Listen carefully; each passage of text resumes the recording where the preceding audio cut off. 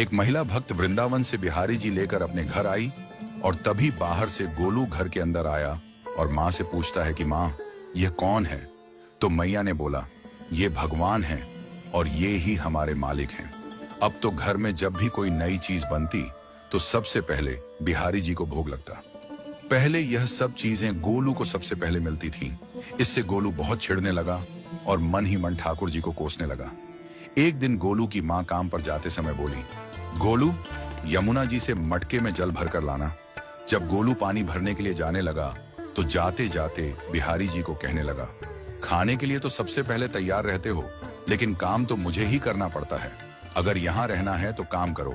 कहकर गोलू यमुना जी से जल भरने के लिए चल पड़ा। गोलू जब यमुना जी में जल भरने लगा तो उसने देखा कि यमुना जी के अंदर बिहारी जी विराजमान है और कह रहे हैं, ला गोलू, घड़ा हम भर देते हैं। गोलू उनको देखकर हैरान हो गया और बोला, नहीं नहीं, मैं अपने आप भर लूंगा। लेकिन ठाकुर जी ने उसके हाथ से घड़ा ले लिया और भरकर घर ले आए। गोलू घर आकर डर रहा था कि अगर माँ को पता लगा कि मैंने ठाकुर जी से काम करवाया है तो आज मेरी पक्की पिटाई होगी। माँ ने घर आकर बिहारी जी को गीले कपड़ों में देखा तो एकदम से हैरान हो गई और कहने लगी कि गोलू, ये जरूर तेरी शरारत है, जरूर तूने ही इन पर जल डाला है। गोलू ने अपनी माँ को समझाने का बहुत प्रयास किया, लेकिन माँ ने उसको डांट कर चुप करा दिया और ठाकुर जी के भीगे हुए वस्त्रों को बदलने लगी। अगले दिन जब माँ ने गोलू को अनाज पिसवाने का काम दिया तो बिहारी जी फिर अनाज का कनस्तर ले आए और माँ को ठाकुर जी के वस्त्रों के ऊपर सूखा आटा पड़ा मिला। तो माँ ने फिर गोलू को डांटा कि तुझे पता नहीं कि ये हमारे भगवान हैं और तू भगवान के साथ शरारत करता है। आज तूने फिर इनके ऊपर आटा फेंका है। तो गोलू शपथ लेकर कहने लगा, नहीं माँ, मैंने कोई शरारत नहीं करी है।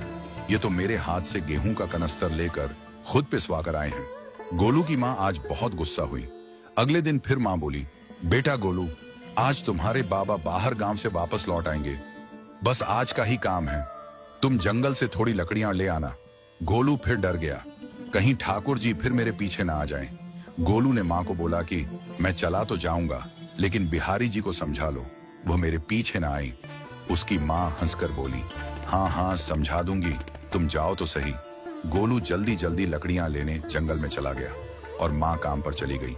लेकिन उस दिन माँ काम से जल्दी वापस आ गई और देखा बिहारी जी अपनी चौकी पर विराजमान नहीं है। वह तो एकदम से घबरा गई कि कहीं गोलू की शरारत तो नहीं। वह भागी भागी जंगल की तरफ गई। तभी उसने देखा कि गोलू के साथ एक इंसान लकड़ियों को लेकर घर आ रहा है। गोलू की माँ यह देखकर हैरान हो गई कि यह तो बिहारी जी हैं। ये क्या हमारे भगवान हमारा काम कर रहे हैं? इसका अर्थ गोलू ठीक कह रहा था। वह जल्दी जल्दी भागकर ठाकुर जी के पास गई और लकड़ियां उनके हाथ से लेते हुए उनके चरणों में गिरकर रोती हुई बोली, हे बिहारी जी, ये आप क्या कर रहे हो? मुंह गरीब का काम क्यों कर रहे हो? ठाकुर जी मुस्कुराते हुए बोले, हमें तो तेरे बेटे पर बहुत प्यार आता है। सब लोग हमें भगवान समझते हैं, लेकिन एक तेरा बेटा ही था जो हमको अपना मानता था। अपना मानकर वो हमें डांट भी देता था, हमारे साथ गुस्सा भी करता था, और जो हमें एक बार अपना मान लेता है तो हम उसके मान के लिए उसके ही हो जाते हैं।